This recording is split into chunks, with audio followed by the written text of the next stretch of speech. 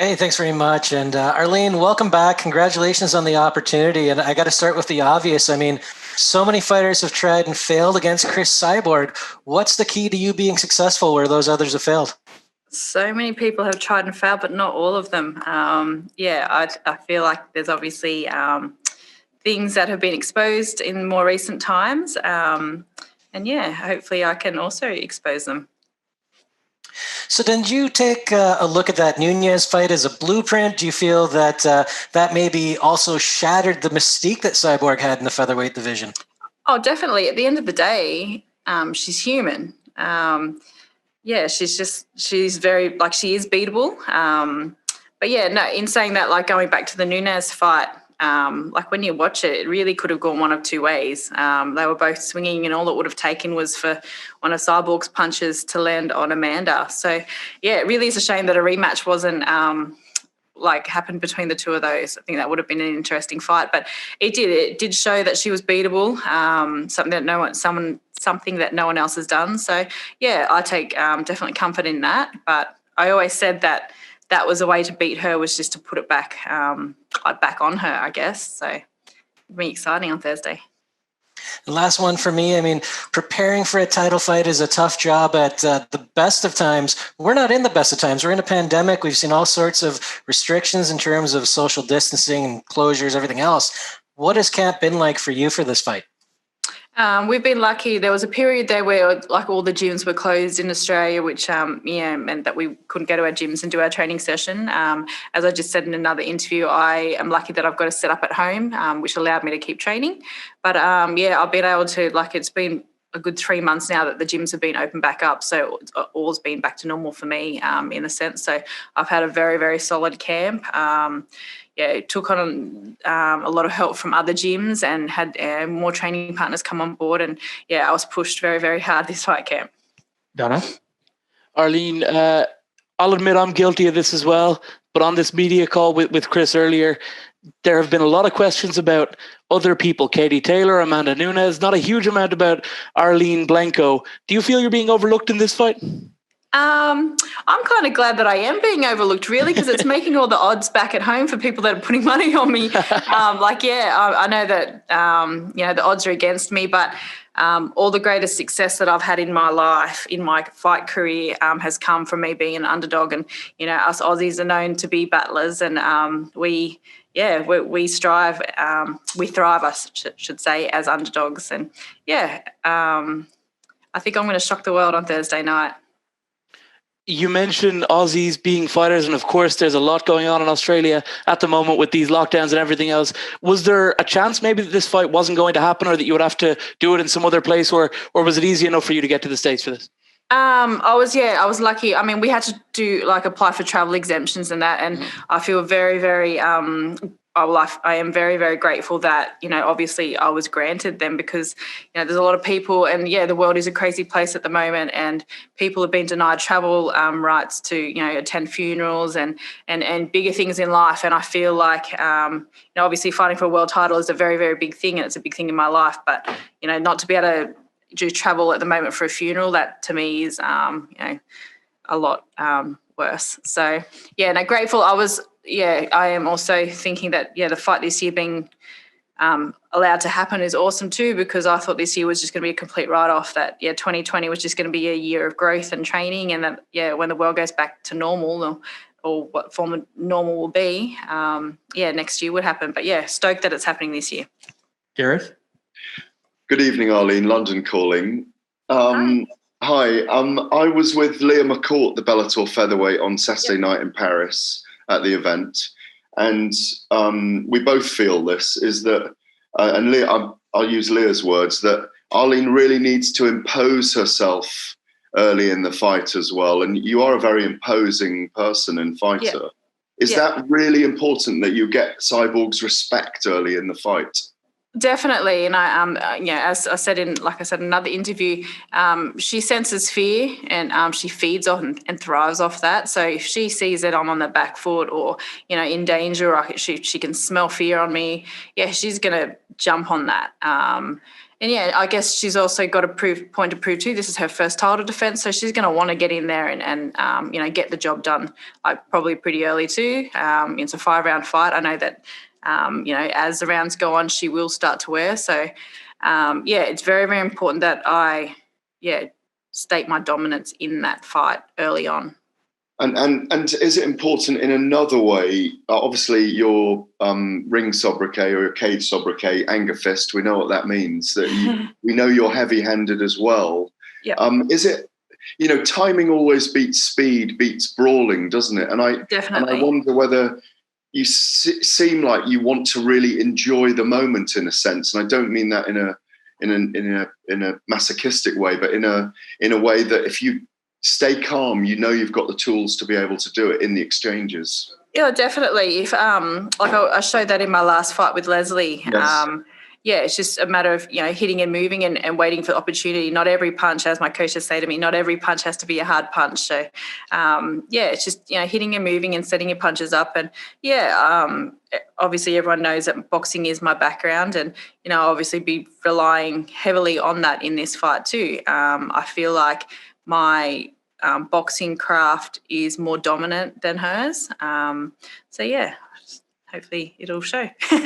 Happy boxing and moving on Thursday night. I wish you the very best. Thank you very much. Thank you. Connor? Hey, Arlene, how are you? Good, thank you. How are you? Good. Thanks for asking. Just from like your social media, I mean, it seems like you've really been enjoying the whole process of fight week and the lead up to the fight. Is this any different approach from the last time you had a Bellator fight? You know, just trying to maybe enjoy that process a little more? It's something that we've focused on a little bit more, you know, in the last year or so. I suppose it's always been a year since I fought now anyway. It's just about enjoying it. Like, it's no secret I'm getting called a grandma on social media. You know, Bellator has some terrible, horrible fans with their comments, but, you know, the soccer mum, this and that. Like, it's no secret I'm 37 years old. So, you know, I don't say I'm at the end of my career, but I'm definitely at the peak of my career. But, you know, in the coming years, you know, I will be slowing up and, you know, finishing my career. So it's these moments like, far out, I'm fighting for the Bellator world title against Cris Cyborg. That's huge. So why am I not enjoying it? So I'm lucky that, you know, my partner's super supportive, and he's just, you know, through the grueling parts of fight camp where I'm sore and tired, you know, early mornings, late nights, this and that. He's like, enjoy this part. And I have. So for the most part, you know, enjoying being in the gym with my training partners and, you know, them helping me and pushing me, because, you know, in 10 years time, I won't have that. You know, I'll look back and go, oh, I remember the days when I did this, or remember the days that I flew over to America and fought for Bellator and had, you know, the whole world watching me. So yeah, why am I not here enjoying it? So yeah, obviously it's a big fight. There's a lot of, you know, there's a lot of pressure there, this and that, but this is what I do. I'm a fighter, and yeah, I'm here. I'm enjoying it. Ben Allen. Hey, Arlene. So Cyborg's been pretty much carrying the torch for female featherweight since before you even made your pro MMA debut. Yep. So is it fair to say that you've had your eye on this particular fight for your entire career? And if so, how does it feel now the moment's finally come? For sure. I remember watching Cris. It was her return to the cage after her suspension. She fought another Australian girl, Fiona Muxlow, in the Invicta cage. And I'm pretty sure that's the same card that Rose Namajunas fought. She did the flying armbar. I might have to, don't quote me on that. But I just remember watching these girls. So I was actually in camp, and it was a week out from my first MMA fight, my first ever MMA fight, so which was a professional fight because I was already a professional boxer. And, yeah, these girls came in, and then, yeah, Cris fought, and I was just like, wow, she just blew me away because I thought she was just aggressive and she was dominant and she was everything that I wanted to be in the cage.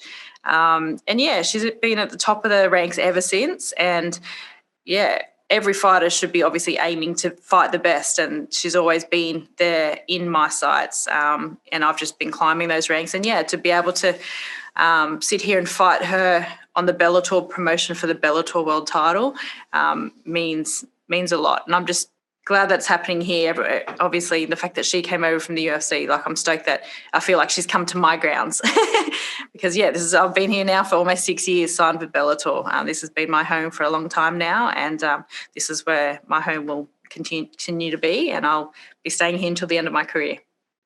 And as you alluded to earlier, you come from a pro boxing background, and I know MMA is a very different sport, but Cyborg is obviously an accomplished striker in her own right. How do you think your stand-up matches up with hers? I think my boxing, my hands, like a more precise. Speed, obviously. I think I've got more technically faster hands and more precision. So it'll be interesting to see what it's like in there. You don't have to hit someone hard with those 4-ounce gloves. So hopefully on Thursday night I can demonstrate how good my boxing hands are. Hit and don't be hit, as they say. Mark? Thank you, Arlene. I mean, I've been covering you since early in your career, and just to see your career kind of blossom, as it were. You had a little bit of a rocky start there for the beginning, but it seems like you're really coming into your own right now. Can you tell me a little bit about the personal growth that you've had as a fighter from the beginnings of MMA to now? Yeah, definitely. So I started MMA as a side sport to my pro boxing career. I was a world title holder for boxing and wasn't getting any opponents. So I started doing MMA as a side sport and, copped a few losses because I had no wrestling background, no, BJJ background or anything like that. So in my first year, I'd had 8 fights and, it was super busy. So, was learning on the trot. And unfortunately, like I said before, I didn't have an amateur background. So my losses were going on my record. So, up until I was signed with Bellator, I was actually taking it as a side sport. And, when I got signed to Bellator, my record was 5-4. So, and that's another reason why I have been so loyal to the Bellator promotion, was because they gave me that shot and that opportunity on the world stage when, these other big promotions, another big promotion in particular, wouldn't give me a shot. And, that's why they deserve my loyalty, because I've sat here and I've worked hard over, the last 6 years and I've fixed that record. Just obviously turned my side sport into my main sport and got serious with it and concentrated on fixing my weaknesses, which was obviously my wrestling and my BJJ. And I feel like I'm a very well-rounded fighter now, and that's showing. And that's why, my record has obviously improved to 13-7. Now, you've been with Julia Budd for 2 5-rounders, and, both of them were really close fights. How's that helping you out? Because, I don't think a lot of people are realizing that you've had that experience in a title fight. How's that helping you prepare for the Cyborg fight? Oh, well, yeah, that's it. Julia was a world champion and a dominant world champion for a very long time, up until, obviously she just lost at the beginning of the year. So the fact that I went 5 rounds with her and, it was a split decision. So it was super close. And she's a strong, athletic fighter. So that I take a lot of comfort in that, knowing that what I did in that fight camp in preparation for it compared to what I've done for this fight camp is, chalk and cheese. So I know that I'm more than ready to go 5 rounds at, with Cris, if it goes to that. We'll take a few more questions here. Lenny March. How's it going, Arlene? Good, thank you. Yeah, so you're fighting without a crowd this Thursday. If this is the first for you, how do you think you will feel this Thursday, sorry? Well, it'll be interesting, that's for sure. I'm just sort of taking it, I think, for the most part, it will affect Cris more than it will me. She's used to fighting in big crowds and, obviously having big fan base and this and that. So, if anything, it's probably going to benefit me because I'll be able to hear my coaches clearer and, not have random comments in the crowd that might, get into my head. I seem to always manage to hear the few comments that will be like, oh, she's hurt or something. And I think to myself, no, I'm not hurt. But, just silly, that which might take my focus away from the fight. So at least I'll just be completely focused on Cris, hearing my corner's voices and, getting that job done and, going home and celebrating with my family and friends when I'm out of quarantine in Australia. Yeah, you said that earlier that she's going to tire in the later rounds. That kind of stood out to me because it felt like you wanted to maybe take the fight to the championship rounds. Is that what you're going to try and do this Thursday? Well, it's always risky to do that too because, if you're sort of holding out waiting for the championship rounds, you've got to make sure that you're also sort of on top for the first 3 rounds. I don't want to be chasing tail in the 4th and 5th. So, it's hard to say. Like I said before, it's MMA. you know, the pace might be set early. It might be a fast pace. It might be a slow pace. It's and Cris will be well prepared for everything too, just as I am. So yeah, I guess we'll just see on Thursday night what happens.